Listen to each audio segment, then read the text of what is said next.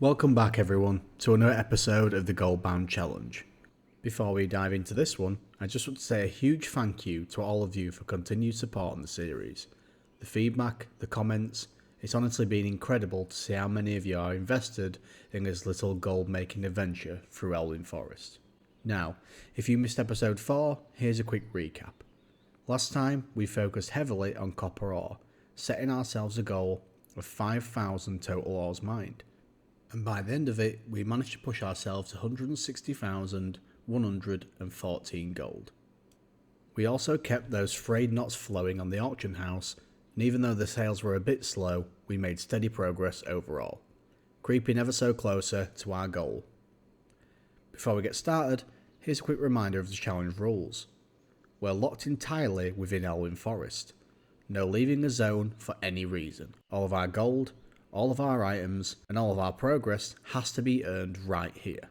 No outside help, no trading with other players, and no shortcuts. To earn enough gold to buy a WoW token. When we do that, we can unlock another zone and start the challenge again. Now that we're all caught up, let's get back to work on episode 5. It's going to be a good one. This time, we're getting back to basics. No experiments, no fancy strategies, just old-fashioned grinding. Frayed knots, copper ore, and herbs. The 3 pillars that have carried us this far in the challenge. So let's get to it. Alright, so let's be honest for a second. I feel like I've been in Elwyn Forest forever. Don't get me wrong, I love this zone. The golden fields, the familiar music, the nostalgia. But at this point, I could probably draw every copper vein and herb spawn on the map just from memory. And here's the thing. I know I'm taking too long to reach the WoW token goal. I can feel it. Some of that is just the grind itself, sure, but part of it is me dragging my feet and losing momentum. Burning out a little if I am honest, and I do hate that, because I want to get to the next zone.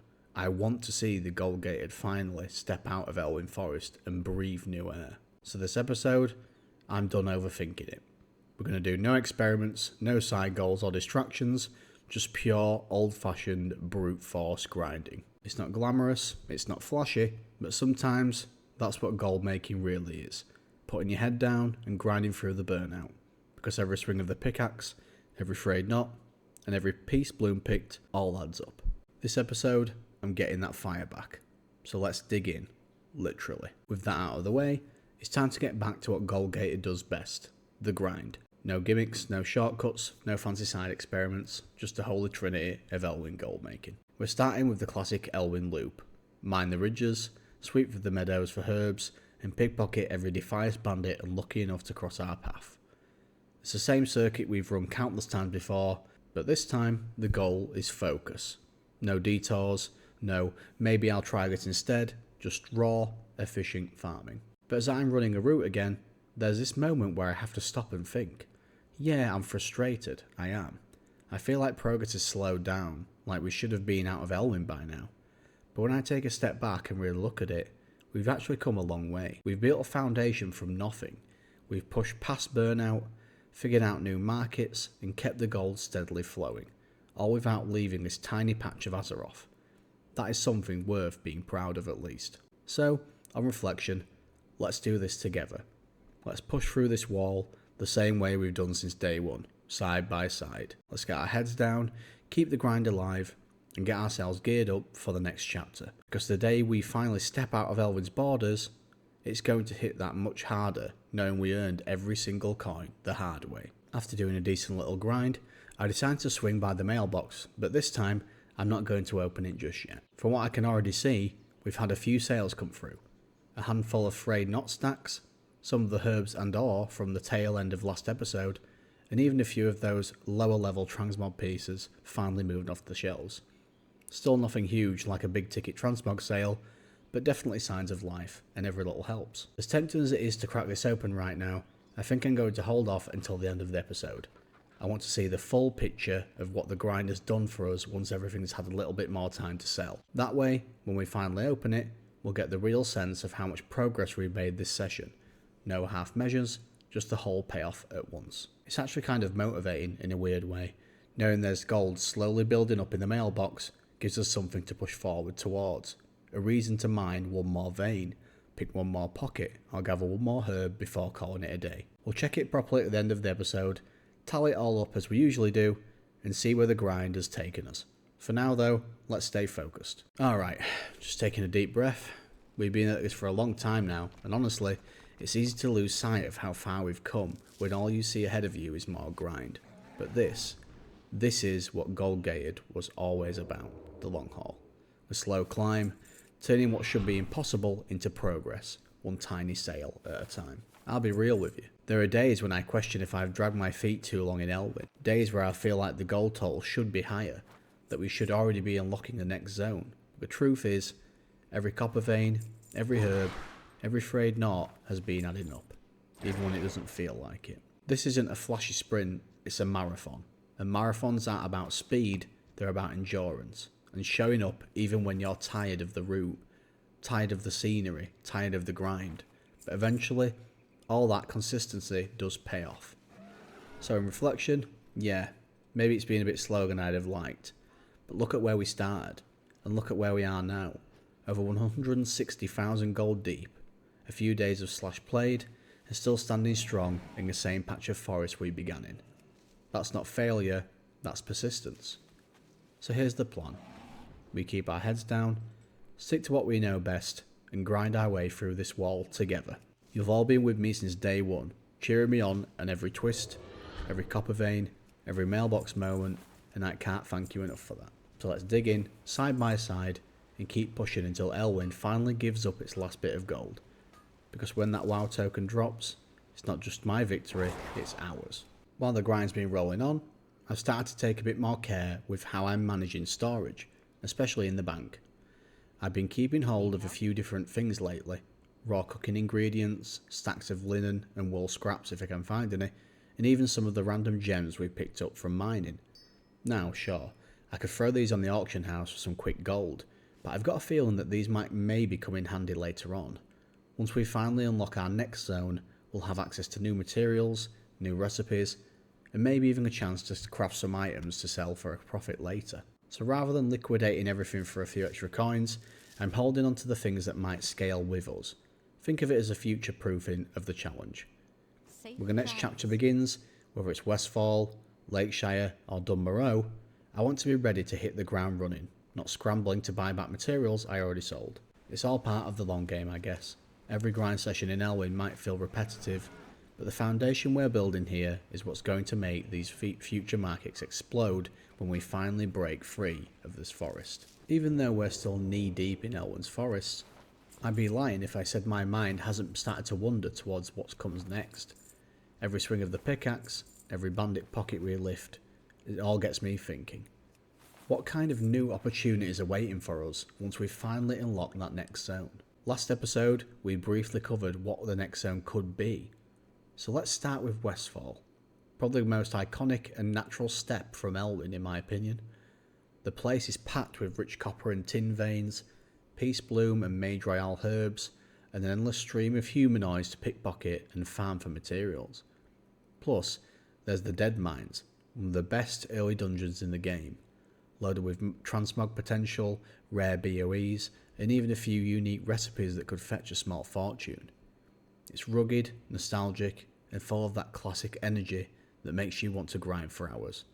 Westfall would definitely feel like a spiritual continuation of what we've been doing here, but turned up a notch. Then we've got Dunmoreau, and honestly, that one is tempting as well. Snow-covered cliffs, dense ore routes, an entirely different economy up north. The tin and silver veins there tend to have a solid resale value early on, and the mobs drop a ton of light and medium leather, which could be a huge plus if we ever pivot into leatherworking or start flipping crafted goods. Not to mention Nomagon, a gold mine for rare patterns, unique items, and quirky little engineering drops.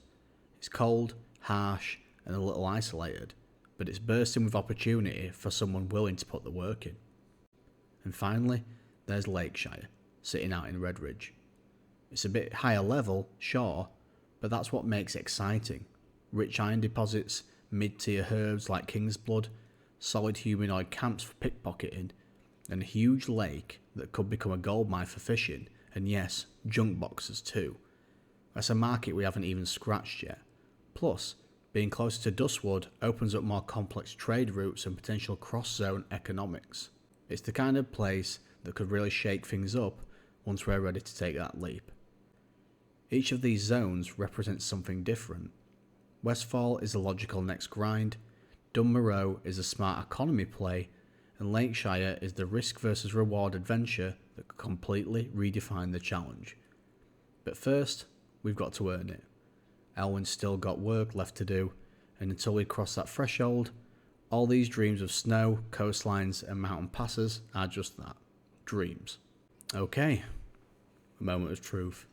We've been grinding, relisting and staying consistent all episode long. Now it's time to see if that effort is actually paid off. Let's crack open the mailbox and take a look.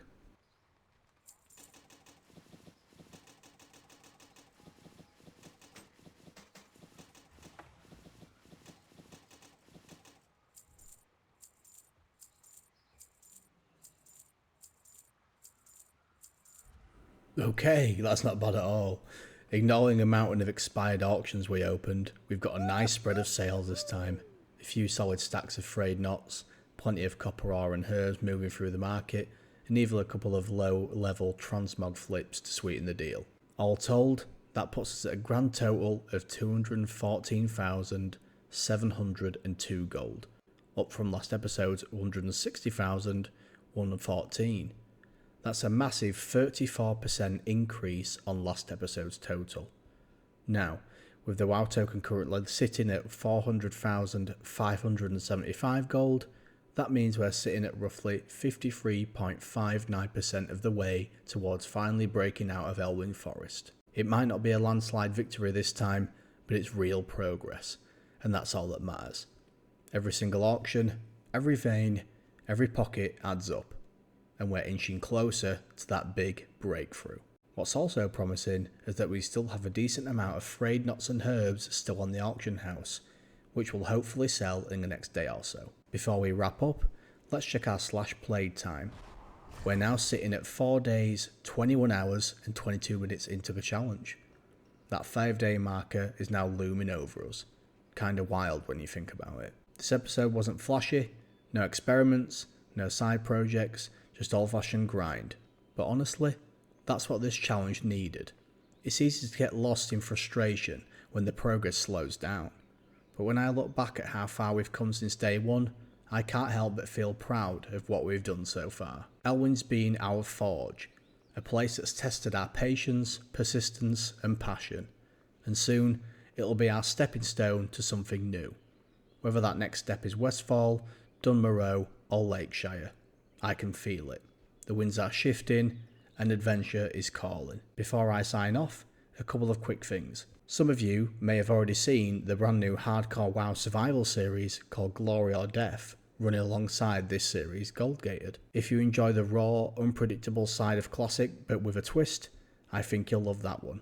It's live on my channel, so go check it out now. We also now have a community Discord open to everyone. Whether you're here for Goldgated, Glory or Death, or just to chat all things Warcraft, MMORPGs or anything gaming related, you're welcome to join. I'd love to see you there. And if you've been enjoying my work and want to support what I do, I've opened a Patreon. It's something I've been meaning to do for a little bit. Patrons get access to Firebeard's Discord Hall, a private tavern where we hang out and talk shop, plus exclusive polls, special patron titles in the community Discord server, and your name engraved into the Forge Wall of Thanks at the end of future videos. It's a great way to help me keep the series going strong while also becoming part of the inner circle of this little community we're building.